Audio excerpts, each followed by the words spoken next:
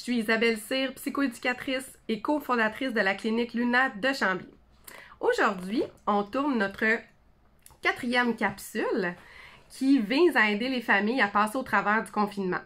Aujourd'hui, le thème, c'est un thème qui est très recherché, sur lequel je me fais poser beaucoup de questions comme professionnelle, les crises de nos enfants. C'est sûr que je vais essayer d'adresser des conseils généraux, mais il y a beaucoup de choses qui peuvent varier selon l'âge de l'enfant et selon la situation précise. Alors, une crise, ça peut avoir l'air impressionnant. Comme parents, quand on est face à notre enfant qui fait une crise, on peut même devenir anxieux, on peut devenir tendu, puis on peut devenir aussi très colérique nous-mêmes, donc très impulsif face à la situation que notre enfant nous fait vivre. Donc, je vous apprendrai rien si je vous dis que votre réaction va dépendre du reste de la crise. Donc, plus vous accueillez la crise de façon neutre et détendue, plus la crise risque de mieux passer. Alors, lorsque vous êtes 2 parents, peut-être que le parent qui a le plus de facilité à rester neutre et zen pourrait accompagner l'enfant dans la crise. Ce qu'il faut retenir, c'est qu'une crise de colère en soi, la bonne nouvelle, c'est qu'une fois qu'elle commence, c'est sûr qu'elle va finir.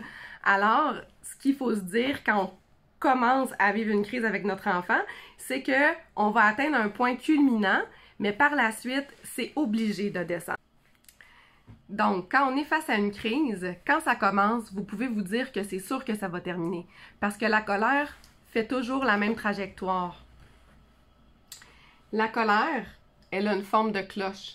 Donc, ça commence toujours ici, au bas, de 0, jusqu'à 10, où il y a l'explosion, où il y a le pic que nous, on appelle. Et puis ensuite, c'est sûr que ça redescend. Il y a certains enfants pour qui le plateau dure plus longtemps, d'autres enfants pour qui de monter très rapidement et de redescendre très rapidement, c'est possible aussi. Alors, ce qu'il faut se dire, il y a beaucoup de parents qui me demandent quoi faire en période de crise. Il faut retenir que jusqu'à un certain niveau, il n'y a pas grand-chose à faire. Alors, visuellement, si on reprend mon petit tableau ici, vous voyez, je vous ai dessiné un thermomètre. Donc, à partir d'un certain niveau ici, environ peut-être 6 sur 10. Donc, quand vous pensez que la colère de votre enfant dépasse le 6 sur 10 et plus, dans cette zone-là, en fait, il n'y a pas grand-chose à faire que d'attendre et d'accompagner notre enfant le temps qu'il redescende. Je vais vous expliquer ce qui se passe dans son cerveau. La raison pour laquelle ça ne sert à rien d'essayer d'intervenir, c'est que le cerveau de votre enfant, quand il est en crise ici, il y a son cerveau jaune qui est la partie des émotions. Ici, le bleu, c'est la partie de la réflexion. Donc, quand votre enfant est très en colère, c'est cette partie-là du cerveau qui prend toute la place.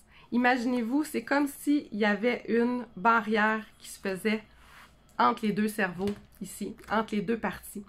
Donc, la partie où on prend les décisions, où on est capable de se calmer, de se contrôler, de réfléchir, là, ben, ça marche plus. En fait, ce qui arrive, là, vous connaissez probablement ce personnage-là. Cette partie-là, ben, plus de son, plus d'image. Votre enfant est plus capable de recevoir les consignes verbales. Il dort au gaz.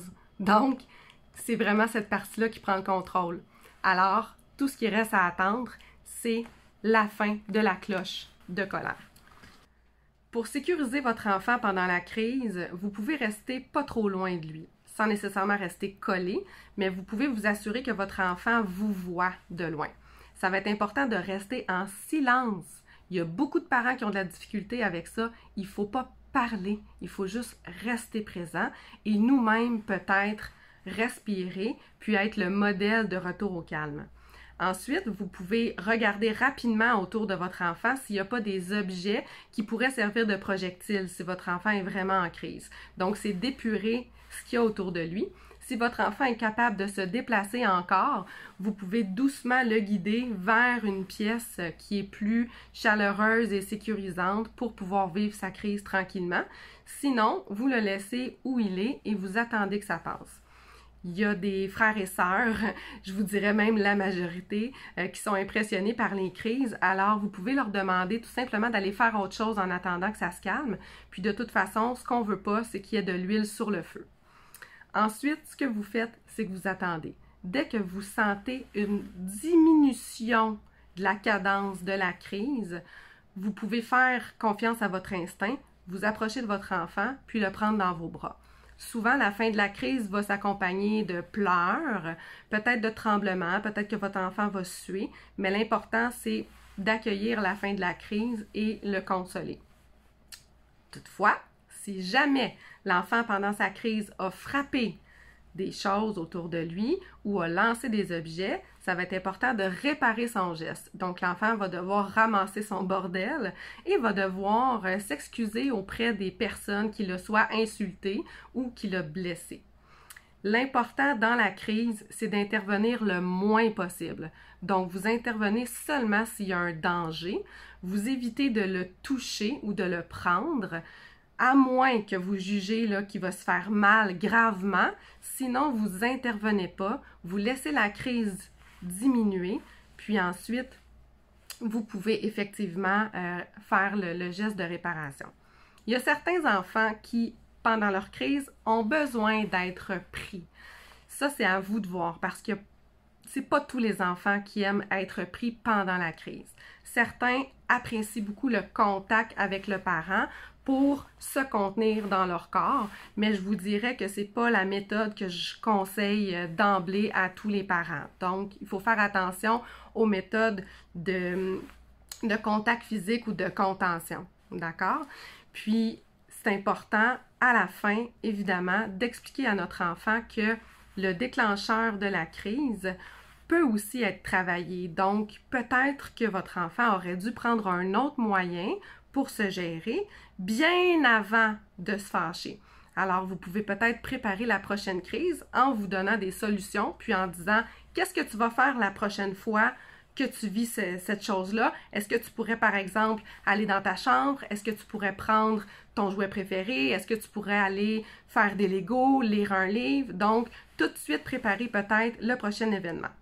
Sur ce, je vous souhaite le moins de crise possible et une belle fin de journée.